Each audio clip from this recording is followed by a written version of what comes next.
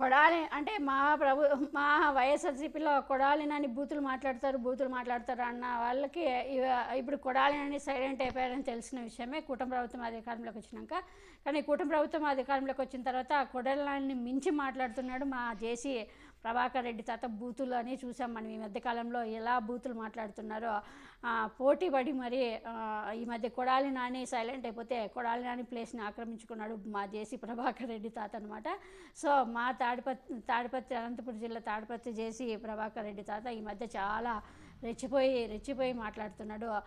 ఒక్కోసారి చంద్రబాబు నాయుడుకి వ్యతిరేకంగా మాట్లాడతాడు, ఒక్కొక్కసారి అనుకూలంగా మాట్లాడతాడు. ఎప్పుడు ఏం మాట్లాడతాడో కూడా తెలియదు మా తాతకు అనమాట. ఇప్పుడు చూసాము మార్నింగ్ జేసీ దివాకర్ రెడ్డి ట్రావెల్కి సంబంధించిన ఒక బస్సు కాలిపోవడం కూడా చూసాము. చాలామంది అయితే విమర్శించారు, ఇన్సూరెన్స్ కోసం బస్సు వాళ్ళే కాల్చుకున్నారన్నారు. మరి అది మనకి పూర్తి వివరాలు అయితే మనకి తెలియకోకుండా అయితే మనం నింద వేయలేము కాబట్టి మనకి పూర్తి వివరాలు అయితే తెలియవు. కానీ దీనిపైన మా జేసీ ప్రభాకర్ రెడ్డి తాత మాట్లాడుతూ ఎవరు ఈ అంటే ఎవరు ఎందుకు కాల్చిన వాళ్ళ మీద ఫైర్ అయ్యారు, బస్సు కాల్చేశారని వాళ్ళే అంటే ఎవరో టీడీపీకి సంబంధించిన వాళ్ళే కాల్చారన్నట్టు తను ఫైర్ అవుతున్నాడు. అక్కడ ఏం జరిగిందైతే పూర్తి వివరాలు అయితే మనకు తెలియదు. కానీ జగన్మోహన్ రెడ్డి గారు అధికారంలో ఉన్నప్పుడే జగన్మోహన్ రెడ్డి గారే మేలు, మీకన్నా జగన్మోహన్ రెడ్డి గారు అధికారంలో ఉన్నప్పుడు నా బస్సులు 300 బస్సులు నిలిపించేశాడు, కాల్చలేదు ఎక్కడ కూడా.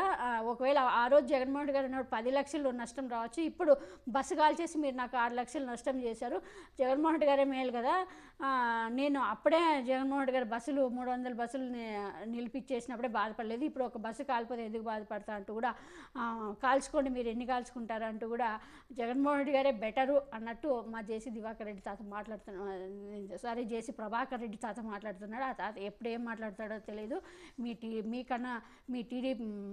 మీకన్నా జనగణే మేలు అన్నట్టు అని మాట్లాడుతుండే ఈయనండి. ఆయన ఏం మాట్లాడుతున్నాడు మా తాత.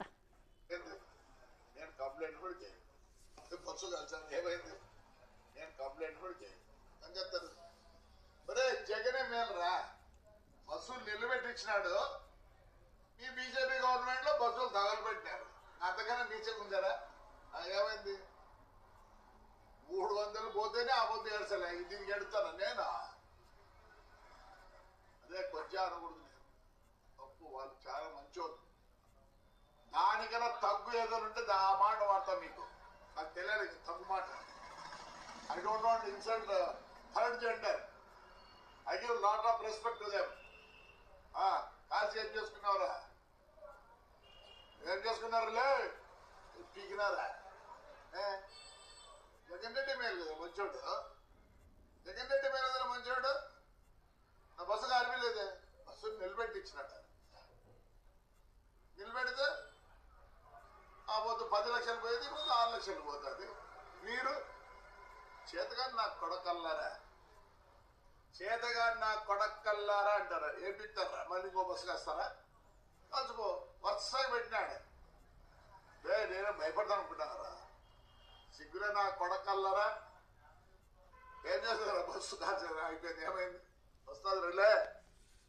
అది మా డ్రైవర్కి చిన్న, ఎందుకంటే కోర్టులో ఉంది, జనవరికి వస్తాయి. నేను మామూలుగా పాత బస్సులు 10 లక్షలు అయితే వాళ్ళు 5 లక్షలు ఇస్తాడు. ఎందుకంటే ఇన్నేళ్ళు నాకు పని చేసినారండి, ఒక జీవితం నాశనం చేసినారు.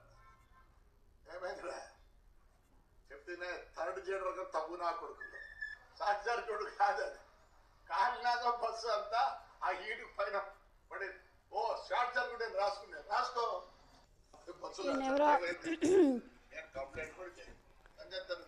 మా తాత జేసీ ప్రభాకర్ రెడ్డి తాత పాపం ఎవరు ఆయనకు సంబంధించిన వాళ్ళు ఎవరో కాల్ చేసిన, ఆయన శత్రువులు ఎవరో కాల్ చేసినట్టు తెలుస్తూ అని చెప్తున్నాడు.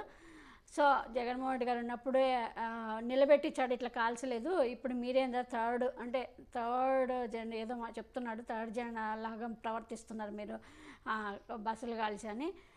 సో మా తాత ఎప్పుడు ఏం మాట్లాడతాడో ఎవరికి తెలియదు అనమాట. మరి ఈ బస్సు కాల్చిన వెనకాల సీక్రెట్ ఏంటో వాళ్ళకే తెలియాలి.